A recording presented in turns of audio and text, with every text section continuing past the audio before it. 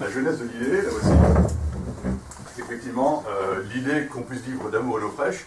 C'est une idée romantique extrêmement plaisante, qui attire beaucoup de gens, mais malheureusement, on sait bien que l'amour et l'eau fraîche, c'est mieux si on a une cuisine Ikea pour la faire. Attendez, je crois que j'en ai un truc bizarre. Voilà. L'amour et l'eau fraîche, c'est plutôt ça qui se passe. Et donc, la pyramide de Maslow, ça dit, ce sont des experts, je ne dirai rien dessus, mais ce que je pense quand même, c'est que quelque part, les besoins physiologiques, hein, c'est quelque chose qui est commun à tous. Si quelqu'un dans la société n'est pas à 37 degrés, il n'est pas bien. Donc il faut qu'il ait un logement, il faut qu'il soit habillé, qu'il puisse se nourrir, enfin, se chauffer, enfin, il a des besoins de base. Et donc, bon, si on ne les a pas, ça ne va pas.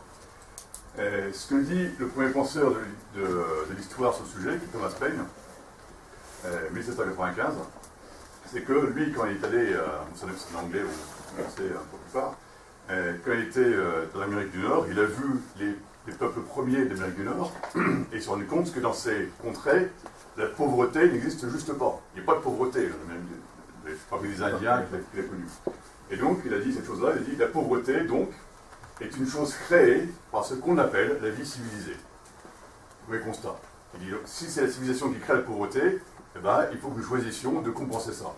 Et cette compensation, il faut que chacun reçoive, à sa majorité, le montant suffisant pour avoir le minimum de subsistance, comme d'acheter une vache, voilà, c'est ça l'idée, hein, acheter une vache. Bon. Donc ça, c'est déjà la première chose, c'est par rapport à la vie naturelle, il faut compenser le fait qu'on n'a plus l'accès à ça.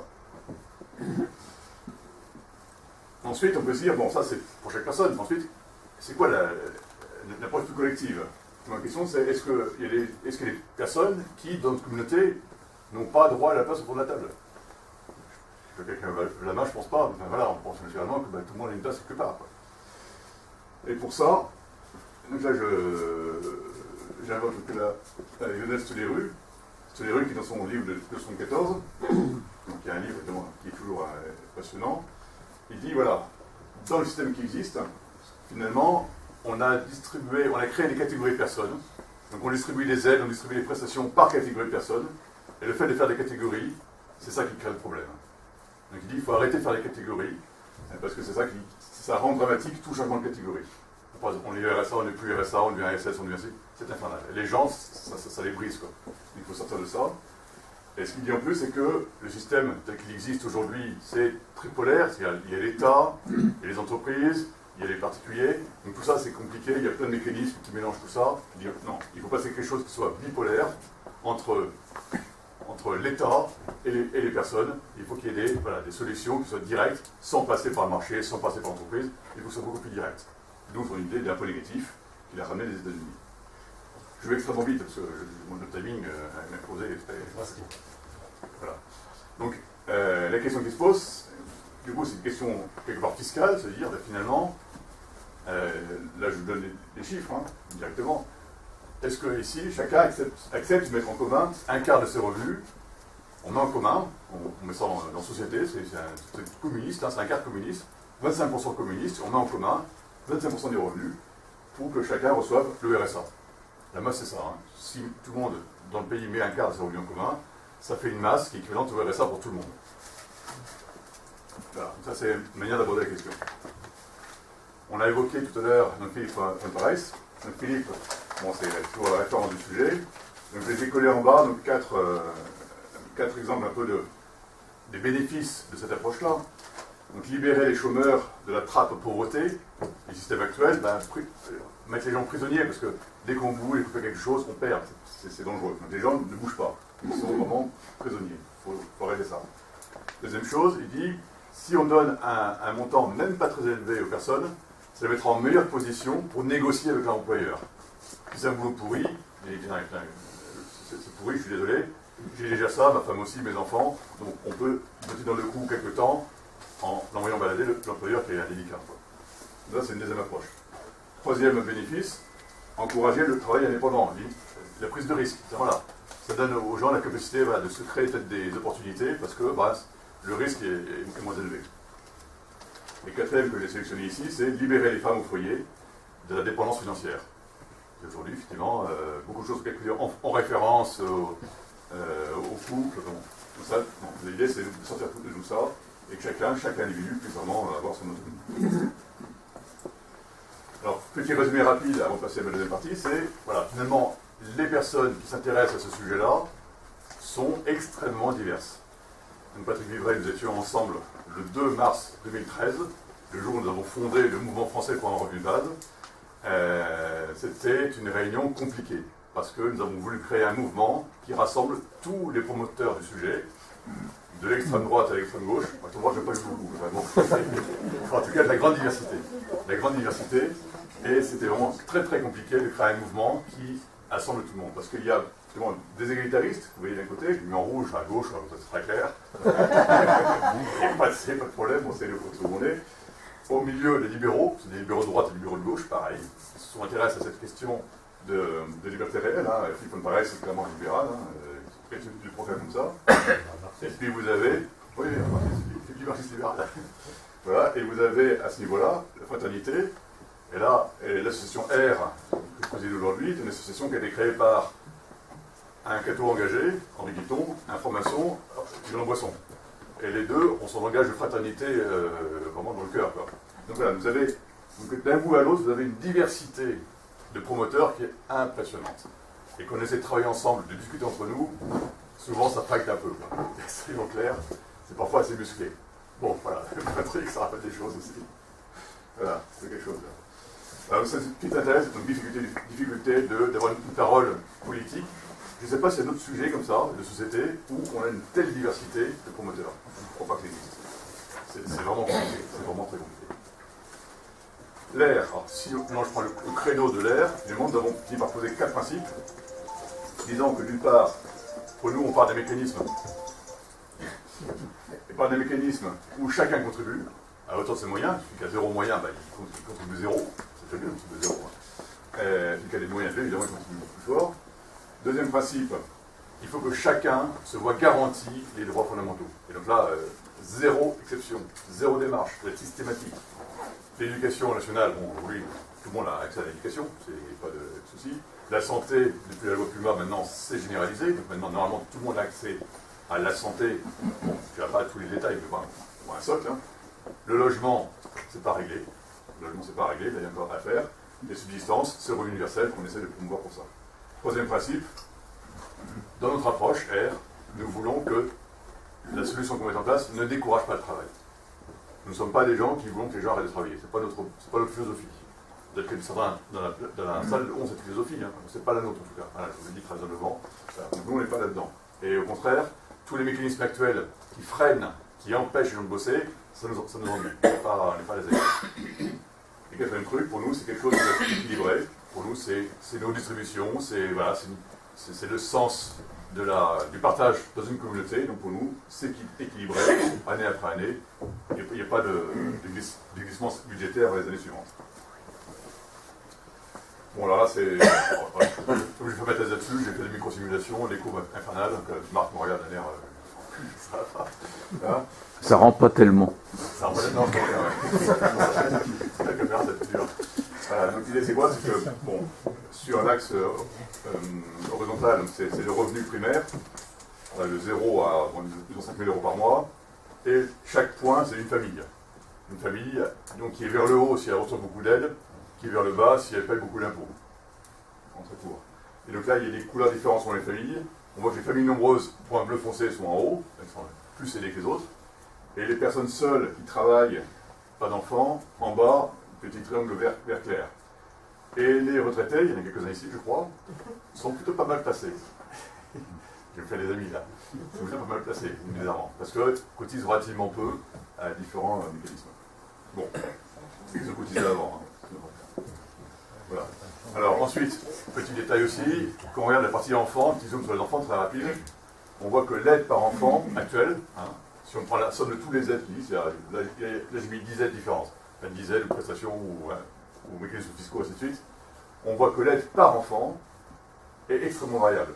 Sur la gauche, des gens qui sont au RSA, à droite, des personnes qui ont des revenus plus confortables, et au milieu, vous avez les classes moyennes. Bon. Et selon qu'on a un seul enfant, le courbe rouge en bas, on peut avoir 0 aide, vraiment rien du tout, ou on a un enfant, 2 enfants, 3 enfants, 4 enfants. Si on est en couple ou personne seule, c'est tellement différent. Et donc là, on se dit, pourquoi est-ce que l'enfant qui est là, pourquoi est-ce qu'on a toutes ces complexités autour de lui, quoi. Pour nous, un enfant, c'est un enfant, qui est une aide par enfant, fin de l'histoire, quoi. On se fiche pas mal de savoir si ses parents font ci, font ça, ainsi de suite. Bon, voilà. Donc là, pour nous, il y a un truc assez important, c'est de sortir de tout ça. On le voit sur le cas de famille avec 4 enfants. Donc là, vous avez le détail des dizaines pour les 4 enfants. Voilà, c'est un maquis de trucs qui s'accumulent, qui se soustraient, qui se bricolent dans tous les coins. Donc pour nous, c'est juste inefficace et c'est pas bon, quoi. Il y a des gens qui reçoivent moins, ils ne savent pas pourquoi, personne ne s'en rend compte. L'équité n'est pas là, la simplicité n'est pas là, l'efficacité n'est pas là, enfin, rien n'est là, quoi. Transparence zéro, enfin bon. Voilà, là c'est parti enfant. Et donc cette démarche qu'on vient de faire en 2 slides, on l'a fait de la même manière pour les personnes d'âge actif, en commençant par regarder le premier outil de redistribution qui est l'impôt sur le revenu. L'impôt sur le revenu, bon, vous savez, vous connaissez le système avec les différentes tranches. Tranche 1, 2, 3, 4, 5, bon, avec les différents taux. Bon, ça j'ai mis la courbe avec les valeurs par an. Si je divise tout ça par 12 pour montrer les valeurs par mois, c'est assez intéressant. Là, c'est de 0 à 8 000 euros de revenus de référence, officiel de référence par mois. Et ici, on voit l'impôt sur le revenu, niveau négatif, hein, qui apparaît. Tranche 1, 0. Tranche 2, qui est grignotée par la décote et différents mécanismes. Tranche 3, qui est le plus gros. La tranche 3, c'est vraiment la tranche majeure de notre système fiscal. Et les tranches 4 à 5, qui apportent un petit complément ici, qui est le petit triangle orange ici. Ce triangle, c'est 1% des ménages qui sont concernés. 1%. Donc l'impôt sur le revenu, donc on dit super, on a un impôt progressif en France, super, mais regardons bien. Progressif pour les 1% ici, d'accord. Progressif, il y a un petit machin ici qui est pour les revenus, je dirais, bas revenus, mais le gros de l'impôt est cette ligne-là, quoi. Hein. C'est un impôt qui est à 30%, moins 471 euros. Stupeur dans la salle. Vous n'avez jamais vu l'impôt sur le revenu comme ça. On ne parle jamais comme ça. Et pourtant, si on prend les chiffres et les équations du bazar, si ça t'intéresse, il y a des documents où on décrit tout ça en détail, c'est bien ça qui se passe. Le gros de l'impôt sur le revenu, c'est cette courbe-là, c'est cette droite-là, qui est l'équation 471 euros, moins 30% des revenus fiscaux de référence.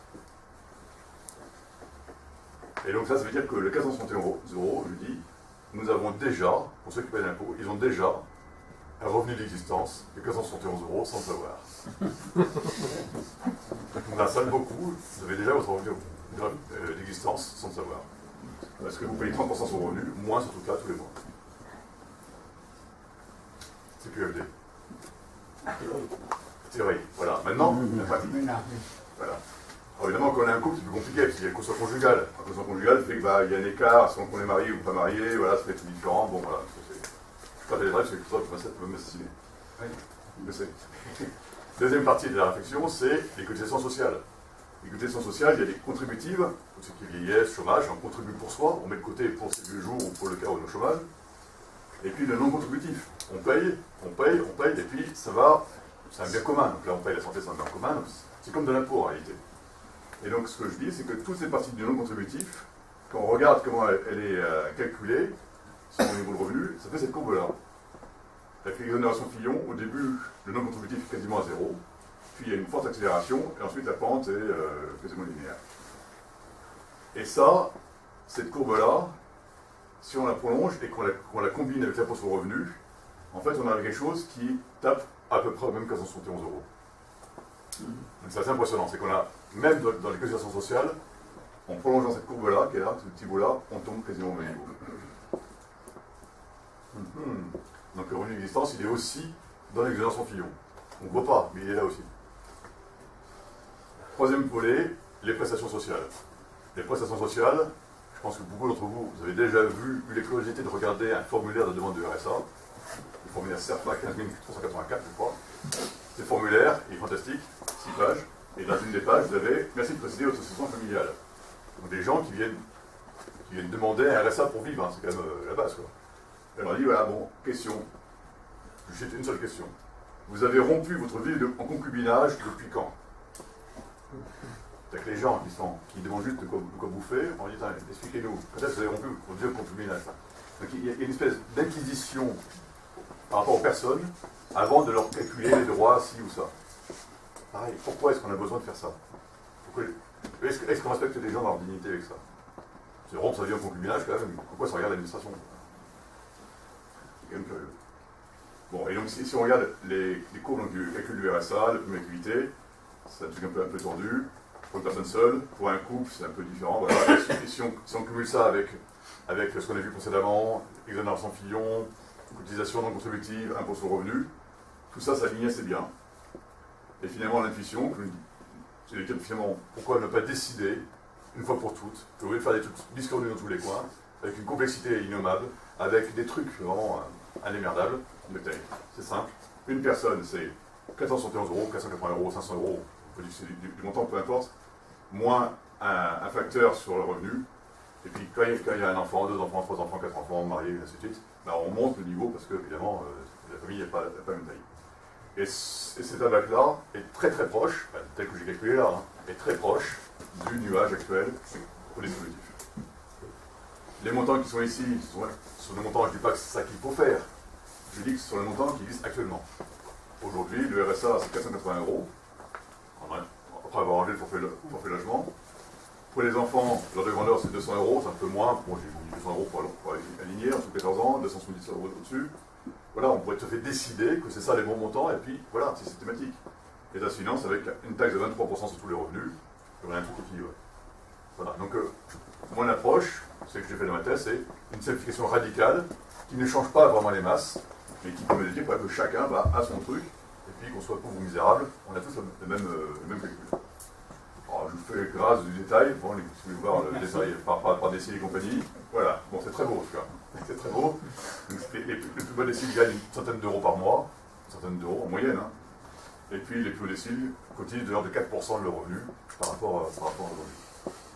Voilà, donc conclusion de la chose. Donc c'est quelque chose qui est, donc je vais aller très vite, je ne dis pas que c'est assez clair, c'est acquis tous les mois, il n'y a aucune démarche, c'est le fils qui fait tout le boulot, il n'y a aucune condition, aucun abus, aucun risque, aucune sorte. Dès qu'on travaille, on gagne plus, il n'y a jamais de cas où on perd. Qu'on soit seul ou en couple, on arrête de faire des différences, on se pose plus les questions.